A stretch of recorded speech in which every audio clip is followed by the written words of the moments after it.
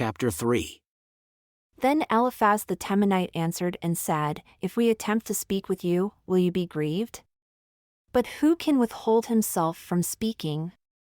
Behold, you have instructed many, and you have strengthened the weak hands. Your words have upheld him that was falling, and you have strengthened the feeble knees. But now it has come upon you, and you faint. It touches you, and you are troubled. Is not this your fear, your confidence, your hope, and the uprightness of your ways? Remember, I pray you, who perished, being innocent. Or where were the righteous cut off? Even as I have seen, they that plow iniquity and sow wickedness reap the same.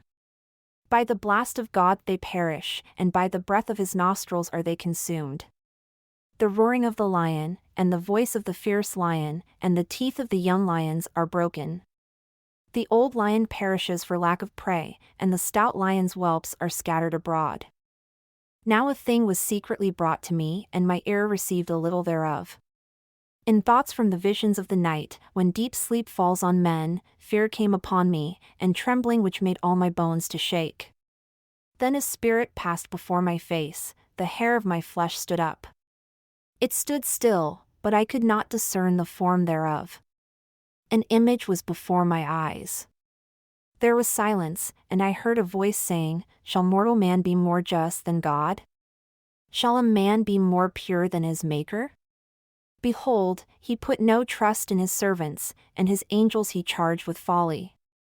How much less them that dwell in houses of clay, whose foundation is in the dust, who are crushed before the moth. They are destroyed from morning to evening. They perish forever without any regarding it. Does not their excellence in them go away? They die even without wisdom. Call now, if there be any that will answer you, and to which of the saints will you turn? For wrath kills the foolish man, and envy slays the silly one. I have seen the foolish taking root, but suddenly I cursed his habitation. His children are far from safety, and they are crushed in the gate. Neither is there any to deliver them whose harvest the hungry eats up and takes it even out of the thorns, and the robber swallows up their substance. Although affliction comes not forth of the dust, neither does trouble spring out of the ground. Yet man is born unto trouble as the sparks fly upward. I would seek unto God, and unto God would I commit my cause, who does great things, and unsearchable, marvelous things without number, who gives rain upon the earth and sends waters upon the fields, to set up on high those that be low, that those who mourn may be exalted to safety.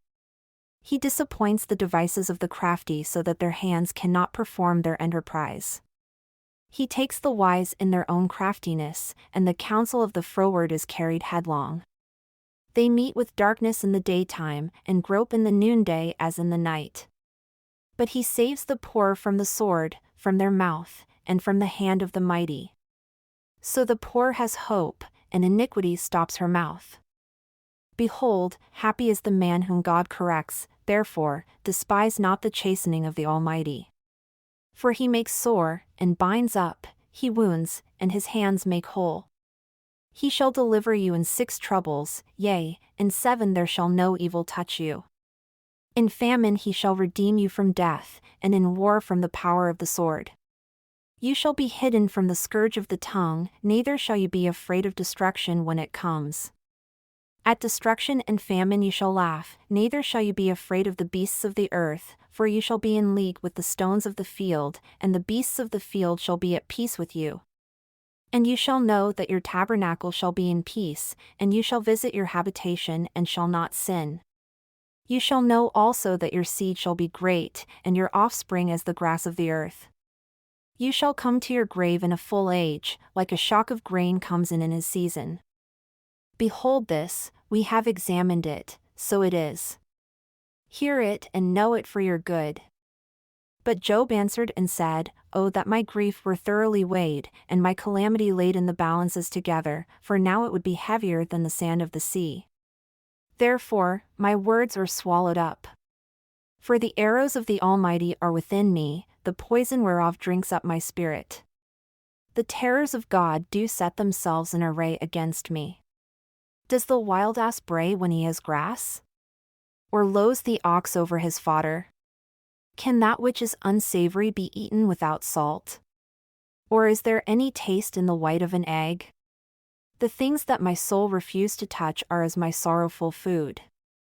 Oh, that I might have my request, and that God would grant me the thing that I long for, even that it would please God to destroy me, that he would let loose his hand and cut me off. Then should I yet have comfort, yea, I would harden myself in sorrow. Let him not spare, for I have not concealed the words of the Holy One. What is my strength, that I should hope? And what is my end, that I should prolong my life? Is my strength the strength of stones? Or is my flesh of brass? Is not my help in me? And is wisdom driven quite from me? To him that is afflicted, pity should be shown from his friend, but he forsakes the fear of the Almighty. My brethren have dealt deceitfully as a brook, and as the stream of brooks they pass away, which are darkened by reason of the ice, and wherein the snow is hidden. When they wax warm, they vanish. When it is hot, they are consumed out of their place. The paths of their way are turned aside, they go to nothing and perish. The troops of Tema looked, the companies of Sheba waited for them. They were confounded because they had hoped, they came there and were ashamed. For now you are nothing, you see my casting down and are afraid. Did I say, bring unto me? Or, give a reward for me of your substance? Or, deliver me from the enemy's hand? Or, redeem me from the hand of the mighty? Teach me, and I will hold my tongue, and cause me to understand wherein I have erred. How forcible are right words! But what does your arguing prove? Do you imagine to reprove words, and the speeches of one that is desperate, as wind? Yea, you overwhelm the fatherless, and you dig a pit for your friend. Now therefore be content, look upon me, for it is evident unto you if I lie.